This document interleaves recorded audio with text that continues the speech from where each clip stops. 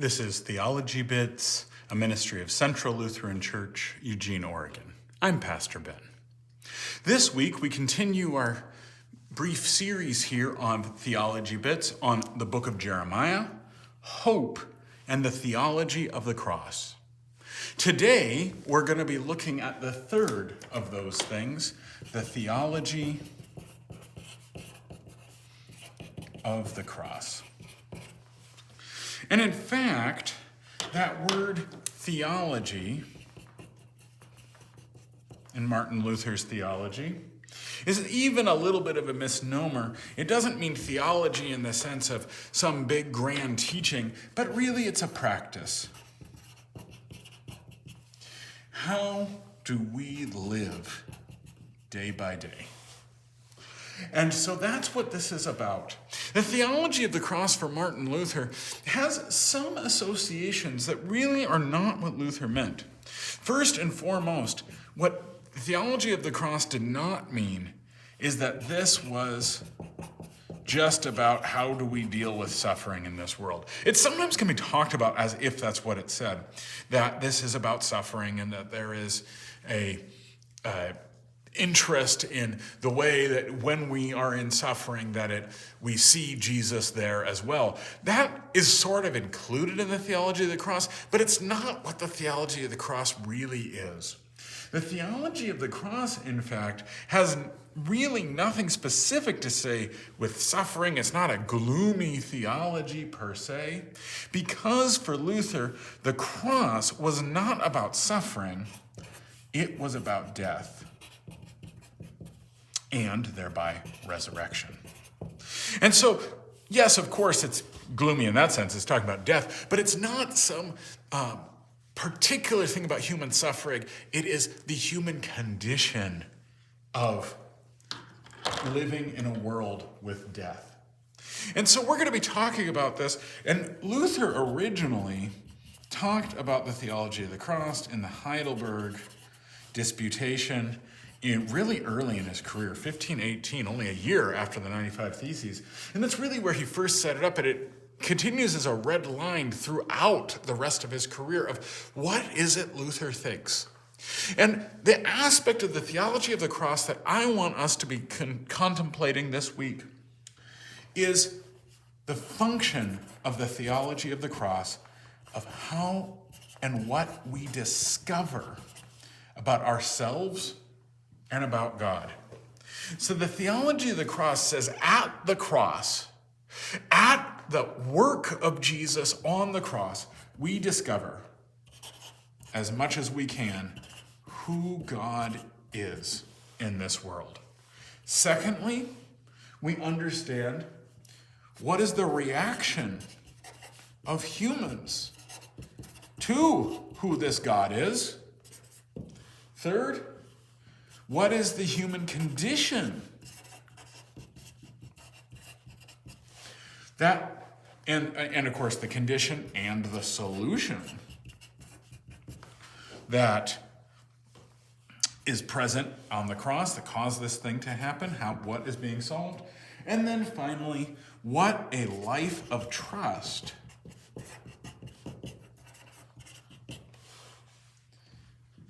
is for the believer coming from that aspect of the cross.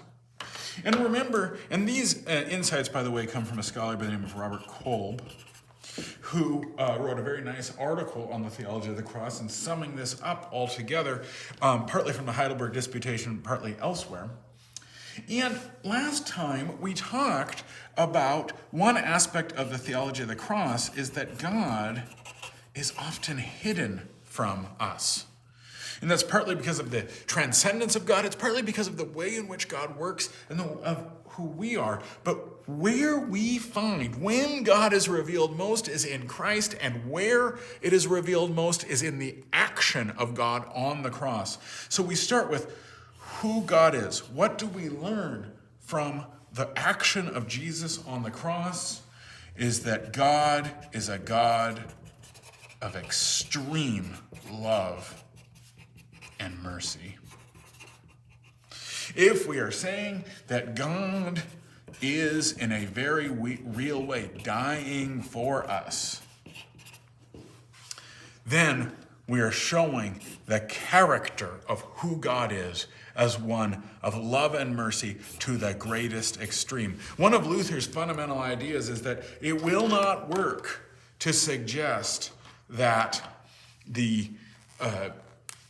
that God's action of the cross was somehow a token action of God's. No, it really was God dying for us.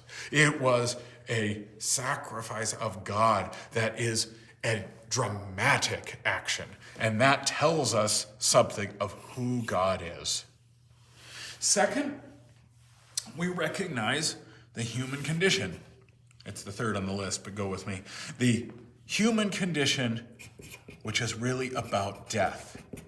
And yes, death is a consequence of sin. But again, the point wasn't about suffering. It's about the characteristic of humans living in a world of death. And that God is a God of love, mercy, and you could also say of life. And that this human condition is what we all live in, and the solution to that condition of life presented on the cross. There is not, for Luther, a real explanation of death. That's not something Luther really was very interested in. Saying, we are in this space, I don't know how we can follow it, but we can see its solution rather than its explanation, which is in life and resurrection. Which then leads to, so what is the human reaction? Trust or faith. Two sides of the same coin there. It's not about us being able to understand at all times what's going on, or indeed not predict how God is going to work in this world, because God will interrupt the character of this world because of God's divine love and mercy.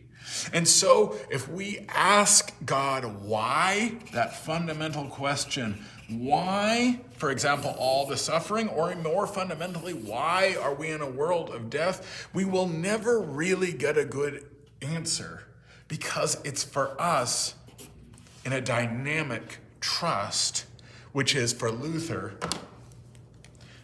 a gift given. And that gift given to us is to solve the problem of death rather than explain the problem of death. That doesn't mean there couldn't be some explanations, but for the theology of the cross, how you practice it and how you live it, it's less there. Because this life of trust, what does that look like? Well, this is our baptismal death and resurrection. As we say that we have died with Christ in baptism and thereby born a new life in Christ. And so we have here a very different model. So what does this mean? Well, if we have a theology of cross that is to be practiced, this life looks like taking up your cross. But what is taking up the cross? It is taking up the love and mercy of God, recognizing who it is humans actually are, that is, those who have died, and thereby through Christ's action have been resurrected and died with Christ, so that when we take up our cross, we can eliminate the fear of this world. Sometimes in this life, it will look like success. Sometimes it'll look like failure. The theology of the cross is not about one or the other. It is about being bold to take up this cross, and fundamentally behind it, that evil, which Luther was very comfortable with, a very real and robust concept of evil, or what Paul called the present evil age, is never going to be explained. because we are more interested in the solution. This, for Luther, was a moment of liberation. He did not have to think any further about how come, what should I have done differently to avoid this? How come God acts in this way? Some of you might ask that question very frequently, and we will be talking on Tuesday about, so where's the hope there? How does hope come from this model of the life we have? Again, not about, therefore, we're going to all suffer. Sometimes we're going to suffer. Sometimes we're going to succeed. But throughout it, we know who God is, who we are, and how we are to live. This has been Theology Bits with Pastor Ben.